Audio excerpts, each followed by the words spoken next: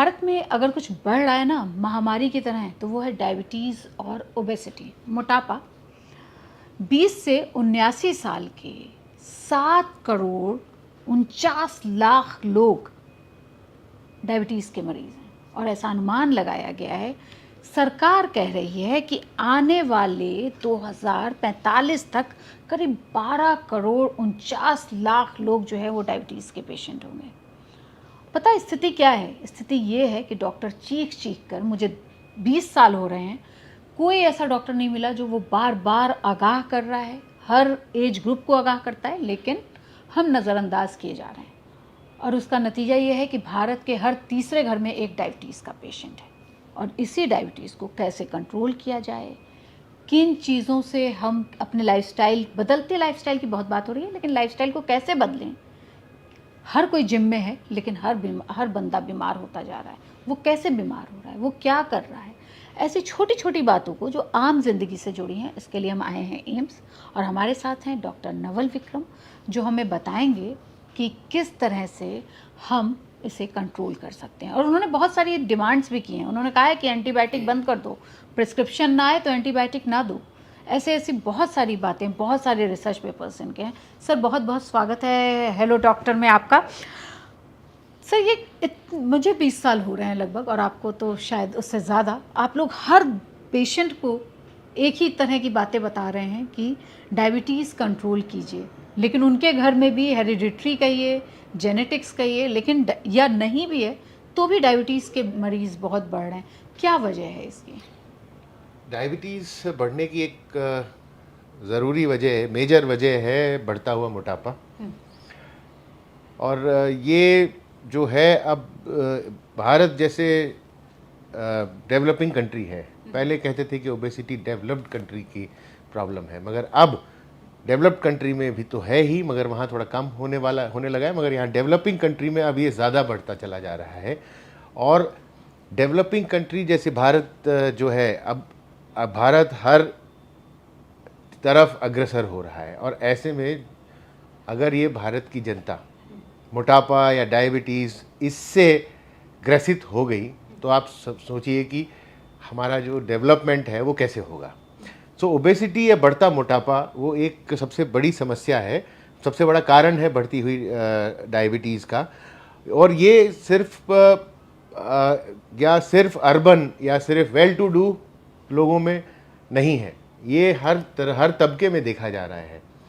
गांव में पहले हम कहते थे कि गांव वाले लोग तो बहुत मेहनत करते हैं, उनमें तो कभी मोटापा होता ही नहीं है, वो बिल्कुल तंदुरुस्त रहते हैं। मगर अब गांव में भी मोटापा जो है वो आप सर्वेस देखें तो वो गांव वगैरह रूरल एरियाज़ में भी पहले के मुकाबले बढ़ता जा रहा है। अर्बन एरियाज़ में तो कुछ सिटीज़ में तो 50 से 60% तक पॉपुलेशन जो है वो मोटापे से ग्रसित है।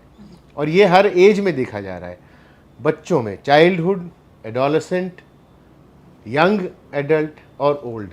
सो ये जो मोटापा है वो हर उम्र में देखा जा रहा है, हर तबके के लोगों में बढ़ता जा रहा है। तो ये एक सबसे बड़ा कारण है।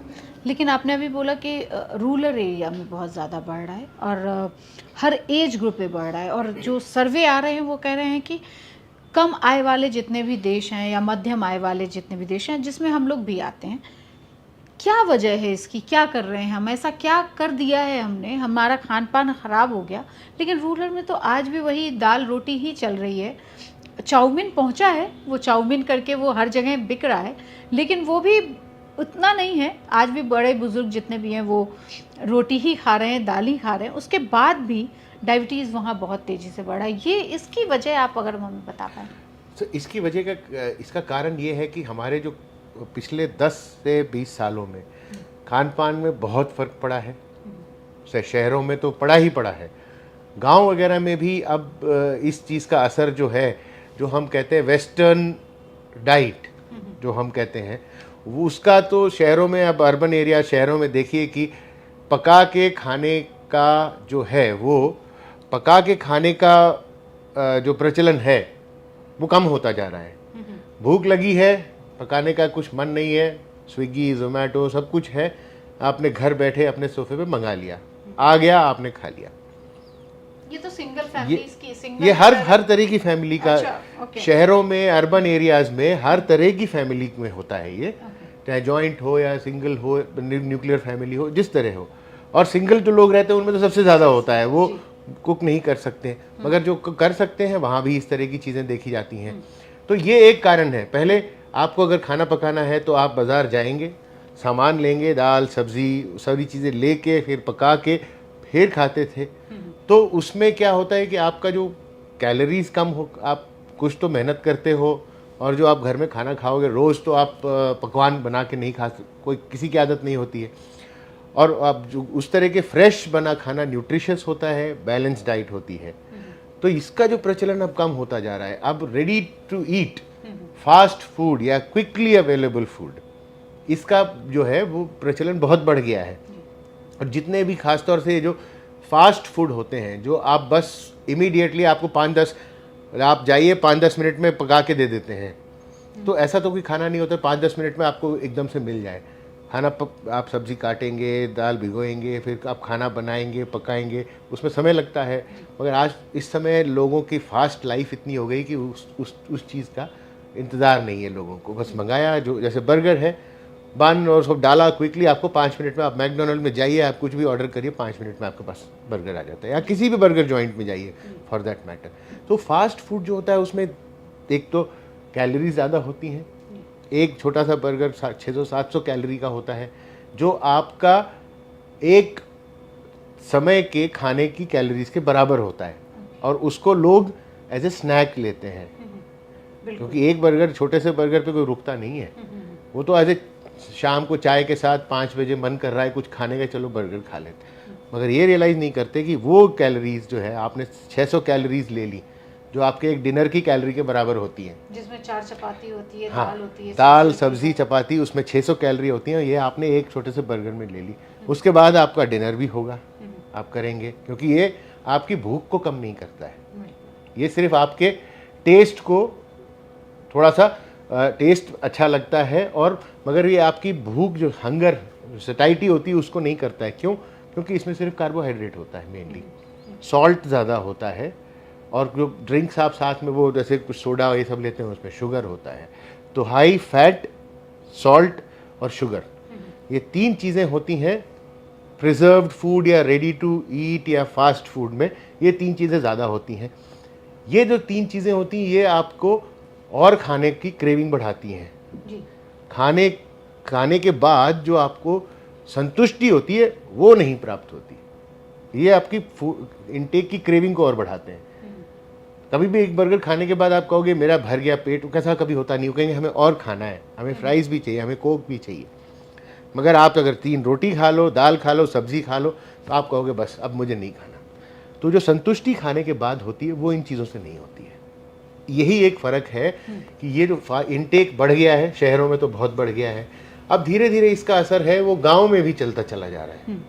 अच्छा, एक चीज़ और भी मैंने देखी गांव में देखा कि बर्गर के रूप में, अगर बर्गर जॉइंट जैसे यहाँ पे बड़े बड़े नाम मैं नहीं ले सकती, बड़े बड़े जॉइंट्स जैसे हैं, वहाँ पे आप जाते हैं, बर्गर तला हुआ नहीं होता है, लेकिन वहाँ पे गांव में जो है वो टिक्की भी तल रहे हैं और बर्गर के बंस को भी वो तल देते हैं, और उसके बाद वो रैप करके देते हैं सॉस वगैरह लगा के। तो वो मुझे लगता है कि वहाँ इन्फॉर्मेशन कम है, और इस तरह का टेस्ट बर्ड्स को बढ़ाने के लिए वो ज़्यादा दिया जा रहा है। बिल्कुल बिल्कुल, और वो ज़्यादा अब आप जो बर्गर जॉइंट्स कहीं भी जाएंगे, वो आपको आजकल कहेंगे कि होल व्हीट चाहिए या मैदा बन या मल्टी ग्रेन, और ये वो बहुत सारी चीज़ें ऑप्शन आपको देते हैं कि सो कॉल्ड हेल्दी, मगर वो हेल्दी नहीं है।